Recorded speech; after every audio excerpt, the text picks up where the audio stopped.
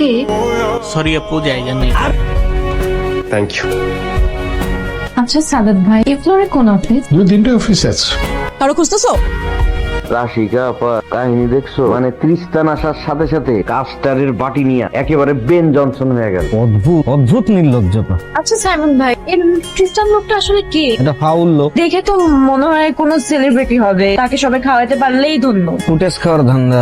আপনার মনে হয় অনেক রাগ ওনার প্রতি। না, আপনি কি করতেছেন এখানে? কি এখানে কি?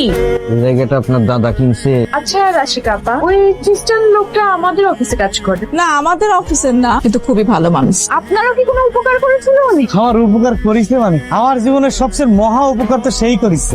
খারাপ লাগতেছে? হ্যাঁ খারাপ লাগতেছে শোনা? আরে আল্লাহ আল্লাহ, ও ভাই ও ভাই ও ভাই এ ভাই, আপনি তোমার যে উপকার করেছেন আমি তো কোনোদিন ভুলতে পারবো না। সেই দিন রাতের বেলা তার নিজের গাড়িটার কথা একটাবারে চিন্তা করলো না। শুধু তাই না, হাসপাতালের যত বিল সে দিয়ে দিল। যদিও পরে আমি তাকে দিতে চেয়েছি, কিন্তু সে টাকা নিলই না। আচ্ছা, ওনার গাড়ি থাকতে উনি এভাবে রিক্সায় ঘুরে কেন? এত লেট করলি যে? অফিসে সব ঠিকঠাক? হ্যাঁ সব ঠিকঠাক, কিন্তু কিন্তু অফিসে একটা লোক আছে, ভেরি ইন্টারেস্টিং। বাহ, গিয়ে ক্রাশ খেয়ে ফেললি? দূরও না, লোকটা তো অফিসেরই। তাহলে লোকটা কেমন জানি অদ্ভুত বলতে? তাকে সবাই খাতির কর। কেনটাই তো বের করতে পারতেছে। তুই কি প্রেমে টেমে পড়ছিস নি? আরে না। সাইমন ভাই, হ্যাঁ বলো কিসে? তার সাথে আমার গোপন আলাপ। গোপন গোপন আলাপ? কি গোপন আলাপ? রাশিকা আপাকে আসছে এখন। না না না না, আমি ঘুষি দেবে মাসিনি। বলো বলো বলো। এই যে খ্রিস্টান আছে না, ওর সাথে আপনার তো সমস্যা আছে না?